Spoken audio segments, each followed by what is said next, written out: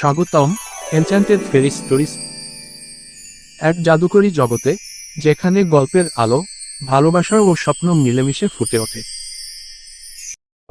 এক ছিল রাজ্য, নাম ক্যাস্টেলেনিয়া। রাজকন্যা লুমিনা, অন্ধকারে জন্ম কিন্তু হৃদয় আলো। তার জন্মদিনের রাতের রাজ্যে নেমে এলো অভিশাপ, সব রং মিলিয়ে গেল।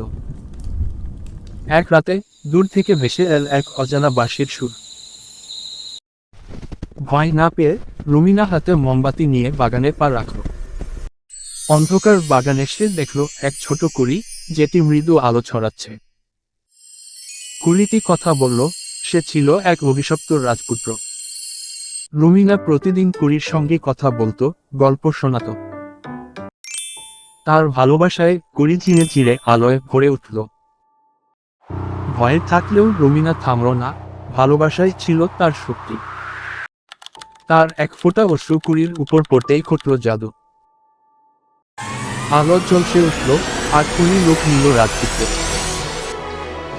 রাজ্যে আবার আলো ফিরে এল, ফুলগুলো ফুটে উঠল।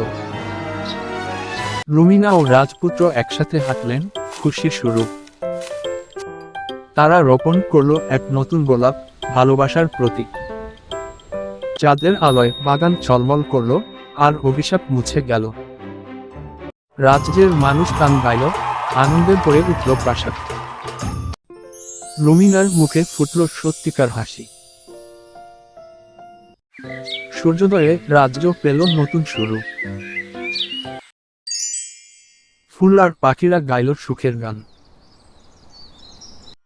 ভালোবাসা আর দয়ার এই গল্প চিরদিন বেঁচে রইল। এই ছিল আজকের জাদুর গল্প। সাবস্ক্রাইব করো এনচ্যান্টেড ফেরি স্টোরিজে।